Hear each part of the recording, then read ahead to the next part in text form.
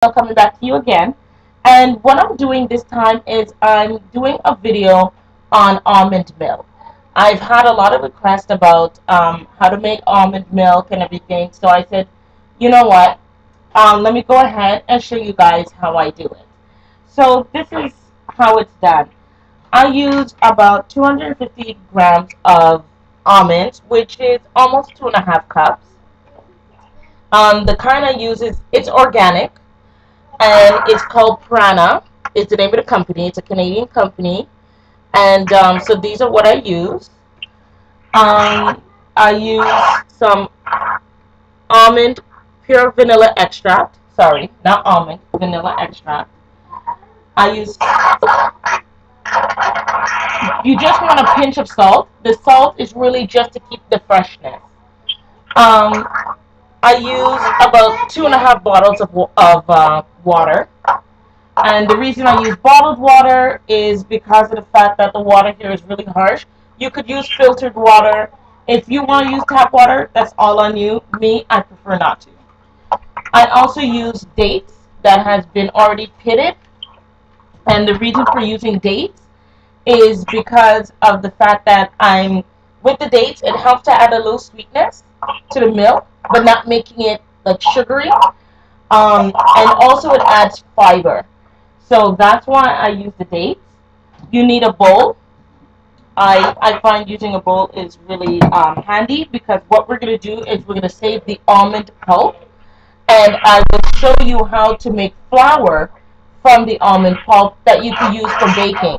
So all of those who are looking for a gluten-free way of baking, this is one way, is by saving your pulp from your almond milk and turning it into flour. But that will be another video. So, but right now we're just going to do the almond milk. A measuring bowl and a strainer. You can use cheesecloth. I like these because it's already pre-shaped. And I got these at a store called Canadian Tire over here in Ontario. They're all over Canada. And they're two for about $7. And these are what are typically used for when you're doing your jams. You put your jam in here, you strained off like your strawberry jam, your raspberry jam that has seeds in it, to kind of hold the seeds in here and have that nice smooth jam. But these I really just solely use for my milk. They're a lot cheaper than the milk bags because the milk bags could run you up to $14 for it. So I use these, and like I said, it's two in a pack, and they're terrific. And so here it is. A lot of people, they like their Vitamix and they use that. Mine is a Ninja, so I use that, and it comes out perfectly. So what I have here is I have about 8 cups of water. I have my almonds, and I have my dates and my salt and my vanilla extract already in here. Another tip for the almonds: before you make your almond milk, you have to soak them for about 12 hours. So, say for instance, you go out, you buy your almonds, soak them in some just plain water in a bowl. Like you can use a mixing bowl, put the almonds in, put the water inside, and then let it sit overnight. Because you need them to get fattened, and that's a better. You'd end up with a better product because they're not roasted almonds. You don't want anything roasted. You want them just plain almonds, and you have to soak these bad boys overnight. So, so that's what I do. And what else? Let me see if there's anything else I need to let you guys know. That's about it. So let's go ahead and get started. I'm going to turn this on. Let me put the lid on. And the amount of water that you use depends on you. If you want it more creamier, you can use less water. If you want it a little more thinner, you could add more water. To me, the 8 cups is a perfect consistency for us here in the house. So this is what I do. So let me turn it on.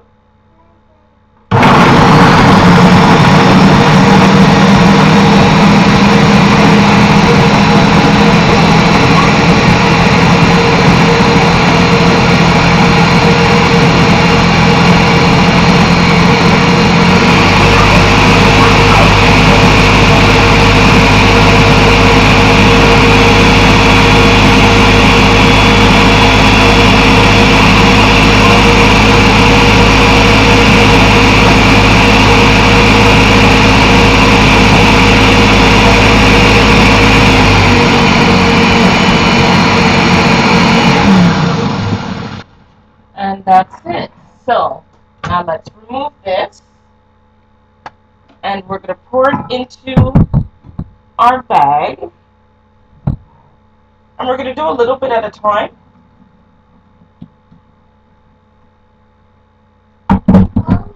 And what we do, as you can see here, let me bring this closer so you can see. That's how it is. Let me get my container. And what you do next is you take it and you just squeeze it. Almost like you're milking a cow. Mind you, I've never milked a cow, but from what I see on TV, it's like milking a cow. And you just squeeze that out. Make sure you get as much of the liquid out of it as you possibly can.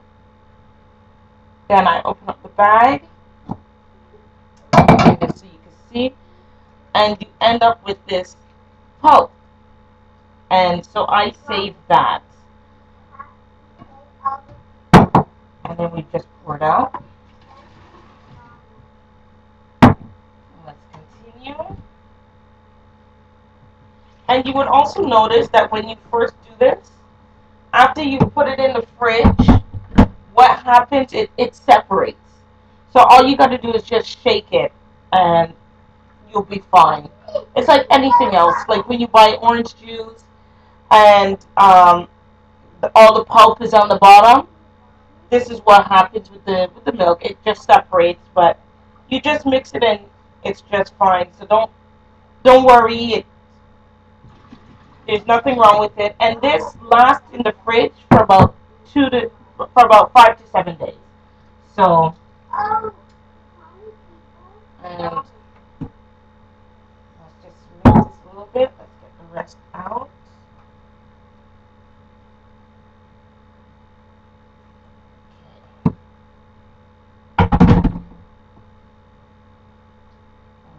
Continue squeezing this out. I do it a little bit at a time, so that way it's a lot easier to squeeze out all of the milk out of here.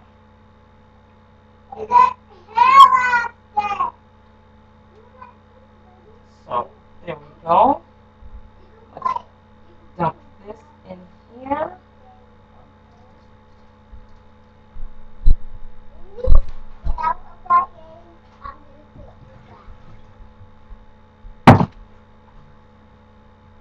And what I'm going to do is I'm just going to add a little water in here and blend it a little bit. So that's a full 3 bottles of water. I'm going to blend it a little bit because I've got some almond pulp stuck in the bottom there, and I said, why not try to utilize that? So, just to get that water mixed up in there a little bit and get the rest of that pulp out. There we go. Now we're good.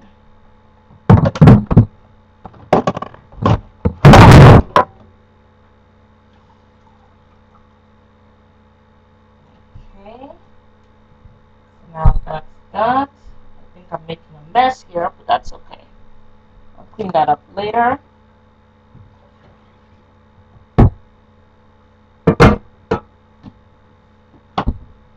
And there you go. You've got almond milk. And like I said before, with this pulp, this is like really good stuff here. And this would end up turning into flour. So in the next video, I'm going to show you how to do that. Well, YouTube, I hope this is very informative for you, and I hope you enjoyed the milk like me and my family does. And I'll talk to you soon. Take care. Bye.